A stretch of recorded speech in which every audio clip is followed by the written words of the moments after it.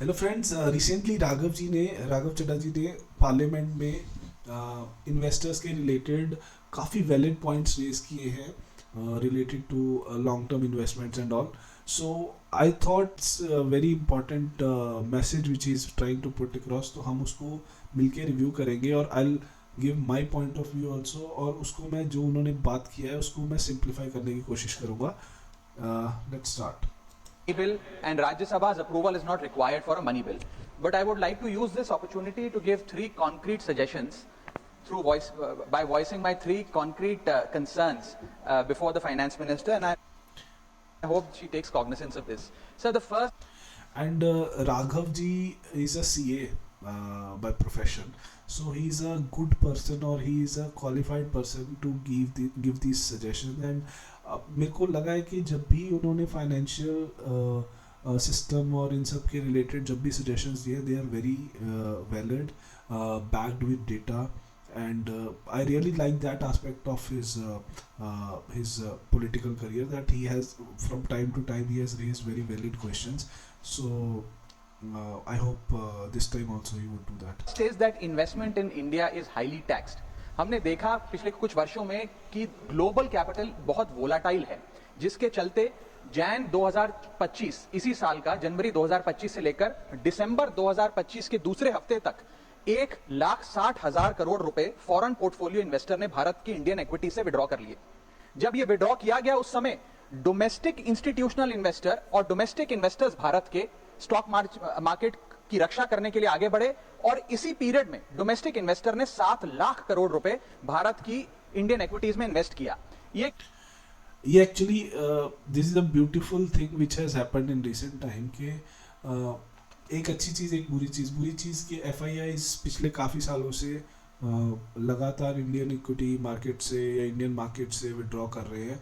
उसके मेनली जो मेरे को लगता है दो रीज़न है. वन इज़ वीकनिंग रुपी, जो रुपया वीक हो रहा है, that is one reason. Second reason is implementation of LTCG. वो काफ़ी टाइम पहले हो गया था, बट उसका इम्पैक्ट तो धीरे धीरे आना चालू हुए. मतलब FIIs तब से ही काफ़ी अपनी एक्सपोजर इंडियन मार्केट्स में रिड्यूस किया हुआ है. एंड बट इस टाइम के दौरान DIIs, जिनको रिटेल ने SIPs और ये सब के थ्रू फंड्स प्रोवाइड कराए, उन्होंने इस मार्केट को संभाला, जिसकी वजह से काइंड ऑफ US मार्केट से इंडियन मार्केट की डीकपलिंग हो गई है. बावजूद के इतनी पिछले 2-3 साल की रैली के बावजूद इंडियन मार्केट बहुत सीवियरली नहीं गिरी है, जिसका एक कारण था जो कंटिन्यूस DIIs की तरफ से फ्लो आया. तो यही पॉइंट ही is trying to highlight. Historic achievement भी था, मार्केट की मैच्योरिटी भी दिखाता है, लेकिन उससे ज्यादा ये दिखाता है कि जब foreign money leaves, it is the Indian investor that comes to the rescue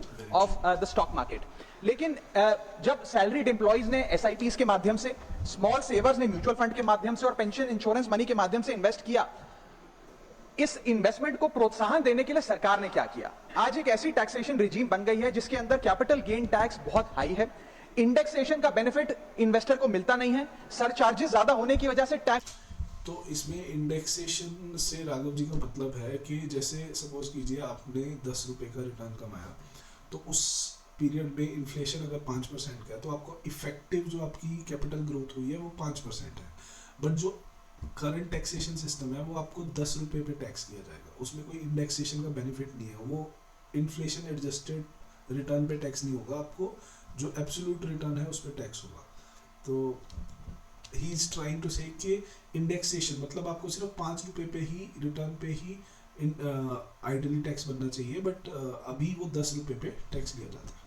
rate sharply increase हो चुके हैं और फ्रीक्वेंट चेंजेस के चलते इन्वेस्टर को सर्टेनिटी नहीं मिलती, और एक व्यवस्था ऐसी बन गई है कि long term investments in this country are being treated as short term speculation when it comes to taxation. इसे बदलने की जरूरत है. If India truly wants deep capital markets and long term domestic savings, then patient capital must be respected and not penalised. So ये बिल्कुल valid point है. Patient capital से इनका राघव जी का मतलब है वो कैपिटल जो लॉन्ग टर्म के लिए इन्वेस्टेड है, not for short term like 3 months 4 months 1 year, more than 1 year. तो अगर कोई इन्वेस्टर अपनी हार्ड एंड मनी को इन्वेस्ट कर रहा है लंबी अवधि के लिए, तो उसको पीनलाइज करने की बजाय इंसेंटिवाइज करना चाहिए. आई ट्रूली बिलीव ये बिल्कुल सही पॉइंट है. एंड इसी पॉइंट पे आई बिलीव कि जो मेरे को लगता है कि इम्पॉर्टेंट थिंग इज कि LTCG should be removed as soon as possible. Let's see how government responds to that. Basic principle है सर इकोनॉमिक्स का कि tax consumption if you must but nurture investments. हमें इन्वेस्टमेंट को प्रोत्साहन देना होगा और ओवर टैक्सिंग ऑफ इन्वेस्टमेंट्स करके हम वेल्थ क्रिएशन को डिसइंसेंटिवाइज कर रहे हैं. सर मेरा दूसरा पॉइंट यह है कि बैंक सेविंग्स जो हैं, हमने देखा कि भारत का मेहनतकश आदमी, एक मिडिल क्लास आदमी अपनी तमाम सेविंग्स बैंक के सेविंग्स अकाउंट में रखता है या FD कराता है. हमने देखा सर कि वित्तीय वर्ष 24-25 में बैंक डिपॉजिट का जो ग्रोथ था वो गिर के मात्र 10% पे आ गया in comparison to the previous financial year which is 23-24 where it was 13%. यानी कि डिपॉजिट के ग्रोथ में कमी देखी गई.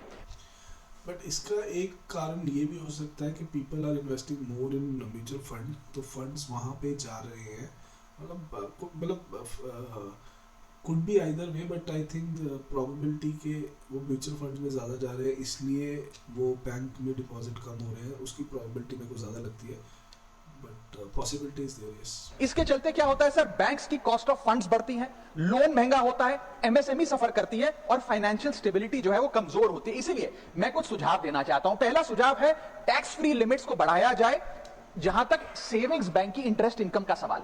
दूसरा, अगर 5 साल से ज्यादा कोई FD कराता है तो उसको टैक्स की रियायत देनी चाहिए. There needs to be tax incentivisation for that sort of an investor.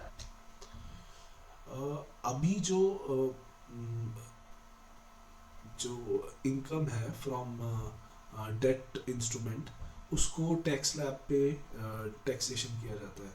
तो राघव जी के 2 पॉइंट है. फर्स्ट इज कि जो टैक्स फ्री सेविंग्स की लिमिट है उसको इंक्रीज करना चाहिए. मतलब जो आपने बैंक में सपोज करो 100 रुपये डिपॉजिट किए, उस पर आपको 3 रुपये ब्याज मिला, तो वो ब्याज टैक्स फ्री होना चाहिए up to a certain limit. वो लिमिट इंक्रीज होनी चाहिए. सेकेंड इज जो FD में 5 साल के लिए उससे ज्यादा के लिए इन्वेस्ट कर रहे हैं वो भी टैक्स फ्री होना चाहिए. लॉन्ग टर्म कैपिटल गेन्स के अंदर इंडेक्सेशन के बेनिफिट को लेटर एंड इन स्पिरिट में अक्रॉस एसेट क्लासेस लागू करना चाहिए. Extremely valid point. जैसे जो हमने इंडेक्सेशन की बात की कि इन्फ्लेशन एडजस्टेड रिटर्न पे ही हमें टैक्सेशन होना चाहिए, तो his point is absolutely bang on when he says कि ये वाली जो इंडेक्सेशन है वो हर एसेट क्लास में इम्प्लीमेंट होनी चाहिए, whether it's mutual funds, real estate or any other class. So that makes sense. ये तीसरा, शॉर्ट टर्म कैपिटल गेन्स पे जो टैक्स लगता है बहुत ज्यादा है, उसे कम करना चाहिए अगर हमें इन्वेस्टमेंट को प्रोत्साहन देना है. और इसी के साथ साथ हमें तो अब जैसे पॉइंट आता है, मतलब पीपल वुड क्वेश्चन कि ठीक है लॉन्ग टर्म पे तो समझ आता है कि लॉन्ग टर्म कैपिटल गेन पे या तो एलिमिनेट करे या कम करे, but short term capital gain पे क्यों गवर्नमेंट कुछ करे. तो उसका रीज़न ये है कि FIIs जो इन्वेस्ट करते हैं they don't only invest for long term, they invest for short term also. So it would attract them to invest in Indian market. तो that way it is very important. Moreover, अभी जैसे जैसे economy change हो रही है, professions change हो रहे हैं, तो बहुत लोग स्विंग ट्रेडिंग और इन सब में भी जा रहे हैं, तो उनको भी इंसेंटिवाइज करने के लिए एक अच्छा ऑप्शन है. ये इंश्योर करना पड़ेगा सर कि पेशेंट डोमेस्टिक कैपिटल जो है उसे हम प्रिजर्व करें, उसे रिवॉर्ड करें, उसे पेनलाइज ना करें. मेरा दूसरा पॉइंट है सर GST से संबंधित. GST 2. सो ये इन्वेस्टर्स के रिलेटेड ये उनके पॉइंट थे. टू समराइज, FIIs ने मार्केट से पैसा विड्रॉ किया जिसमें DIIs ने सपोर्ट किया, जिसका कारण था फ्लो फ्रॉम रिटेल. तो अब रिटेल को इंसेंटिवाइज करना ज़रूरी है, जिसमें 2 ऑप्शन है. एक तो है कि हम इंडेक्सेशन अक्रॉस एसेट क्लास लगाएं और LTCG वैसे रखें, एंड सेकेंड इज हम LTCG बिल्कुल रिमूव कर दें. तो I am in favour of second one because first one is bit complicated system, everybody won't understand. तो LTCG, और पता है LTCG से ज़्यादा रेवेन्यू आई गेस आता भी नहीं है जितना गवर्नमेंट वैसे नुकसान कर रही है because of FIIs restriction in FIIs flows and all those things. So let's see, hopefully they would understand and they would take some action on it. We are very hopeful and let's see. Chalo, take care.